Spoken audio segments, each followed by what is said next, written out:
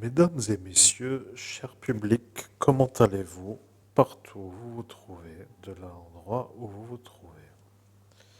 Je préfère le dire d'une manière simple, je suis à cet instant avec mon propre INI et je fais un saut quantique.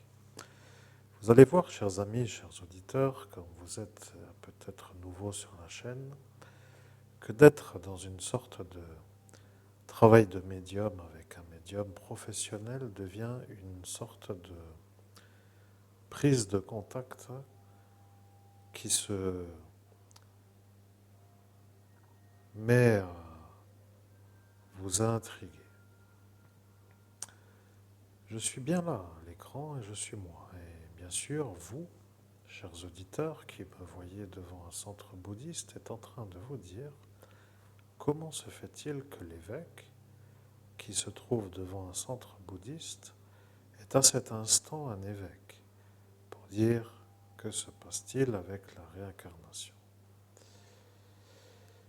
Eh bien, je vais vous faire une révélation.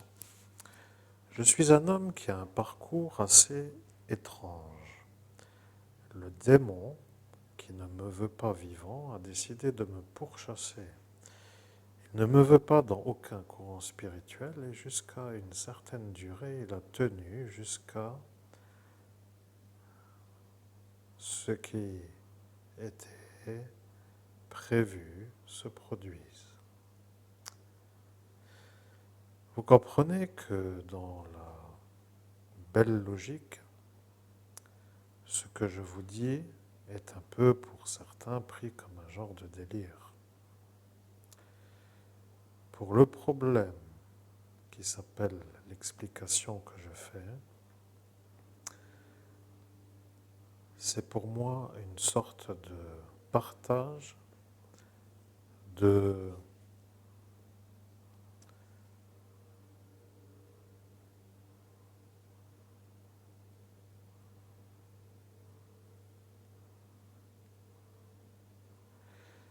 Mesdames et messieurs, j'espère donc que cette vidéo vous plaît.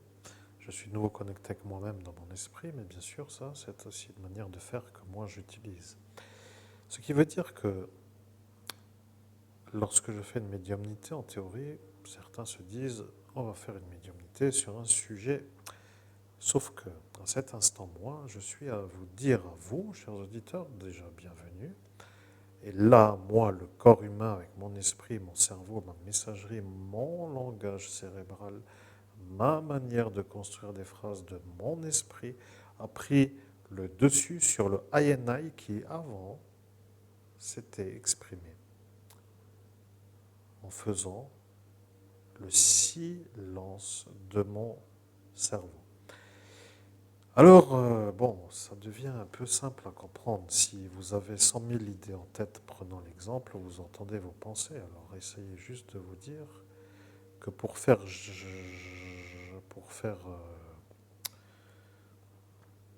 la connexion avec votre ANA, qu'il faille d'abord faire le silence mental pour pouvoir se connecter, pour après pouvoir le laisser parler, ça devient une longue période de mise en pratique de méditation pour avoir le silence. Mentalement, j'entends bien entendu. Après, je sais qu'une fois le silence accédé, il faut à cet instant être en capacité de se connecter à son INI et avec, en même temps, le silence, le laisser parler. Ça, c'est un peu une drôle d'explication. C'est tout, il n'y a rien d'autre à dire. Nous sommes arrivés à l'instant où... Oui, je sais.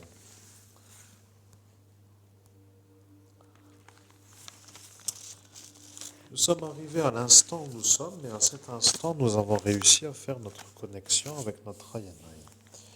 Vous comprenez, de cette photographie qui se trouve ici à l'écran, d'un passé proche de 2017, est apparu l'homme qui a survécu dans la nuit du 17 au 18 mai 2017 dans la ville de Metz. Le maître, qui s'appelait à cet instant Tupten, était un homme qui avait un grand savoir, mais qui n'avait pas vraiment voulu trop faire de changement de courant spirituel par la forte insistance de vouloir sauver des gens d'une sorte de perte éternelle avec certains qui sont d'une nuit complète. Mesdames et messieurs, est-ce que le hip-hop entre l'un et l'autre vous va, c'est-à-dire entre mon cerveau, mon INI, que en cet instant vous entendez, est-ce quelque chose qui vous convient?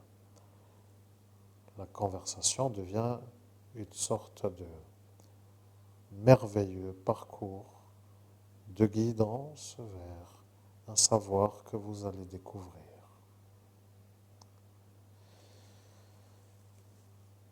Je suis à cet instant devant le centre bouddhiste et je suis à ces quelques séances. Je suis apparent comme un homme qui sait faire le siège en lotus pour s'asseoir, avec une volonté de connaître des choses. Et le maître Tupten, lui, est un homme qui a eu une configuration pour le premier chakra. Je ne sais pas comment véritablement lui-même se dirait être à cet instant pour se définir, mais il est un genre de maître du tantra. Tantra voulant dire connaissance de certains aspects liés au premier chakra. Ceci voulant dire que à cet instant, il a dû sûrement se dire que moi, étant venu dans ce centre, était un hétérosexuel avec une volonté de trouver une femme hétérosexuelle dans un rapport de homme dominant à femme dominée, et qu'il a dû comprendre que ça était en fait pour moi l'être que je suis devant lui. Les tantristes comprendront ce que cela veut dire de connaître l'orientation sexuelle d'une manière définie.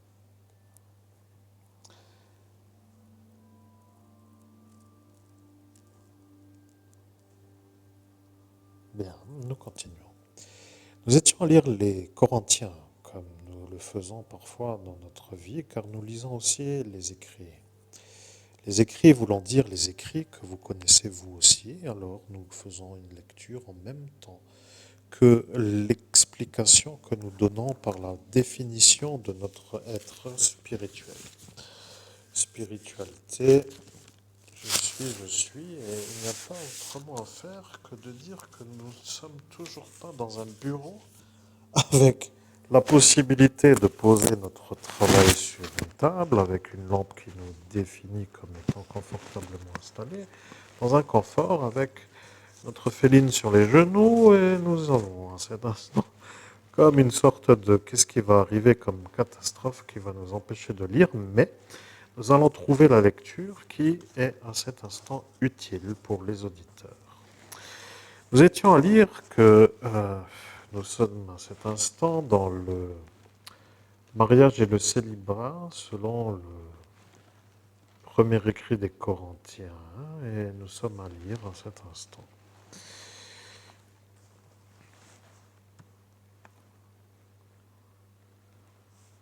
Alors, je vais réfléchir à partir de où dois-je lire. Alors, je réfléchis, le début. Très bien, je débute ici.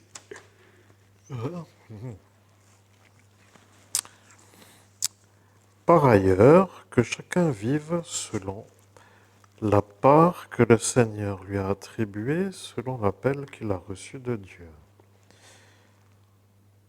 C'est ce que je prescris dans toutes les églises. Quelqu'un était-il circoncis quand il a été appelé?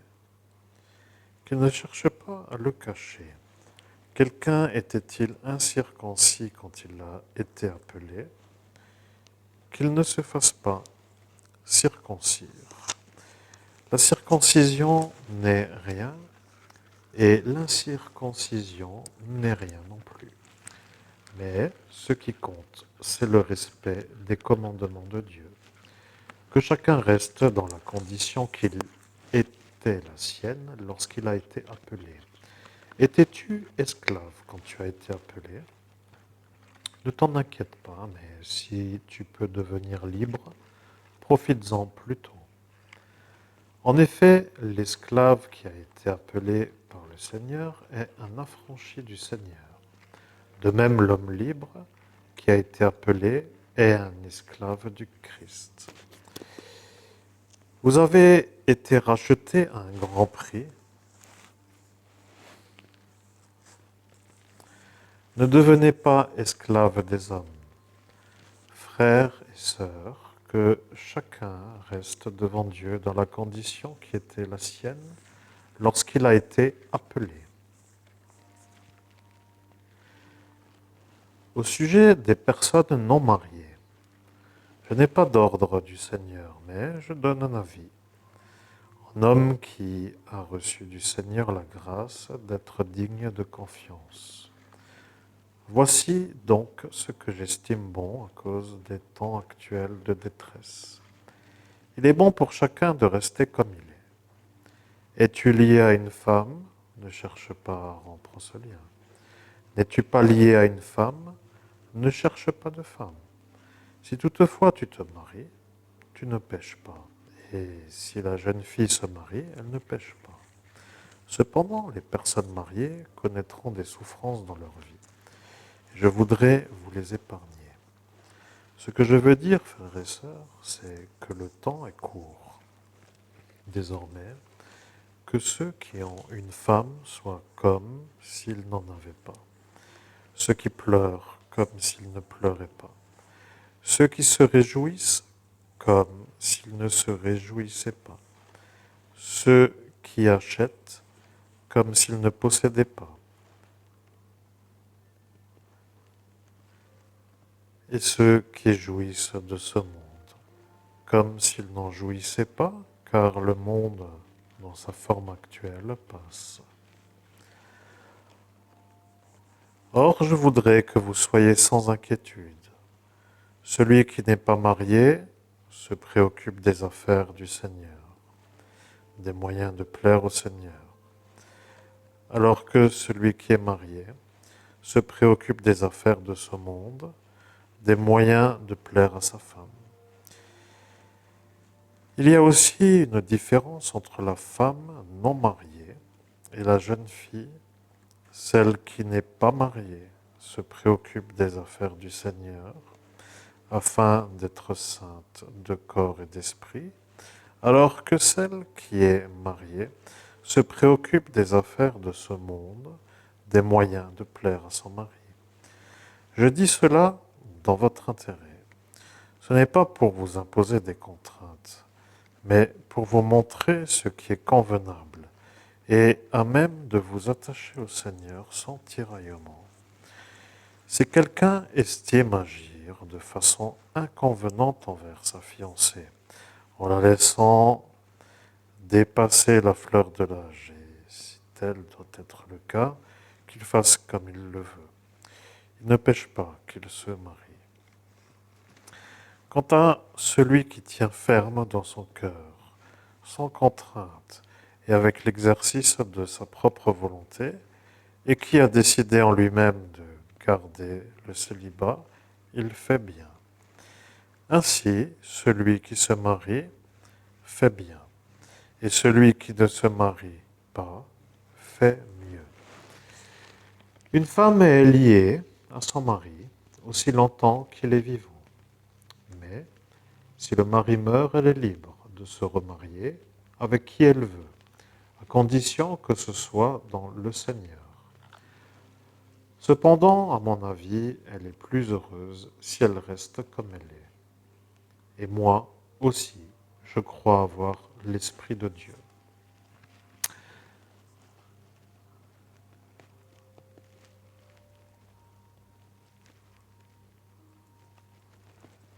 Bien, mesdames et messieurs, nous sommes à cet instant à vous voir, vous, chers auditeurs, comme des êtres intrigués.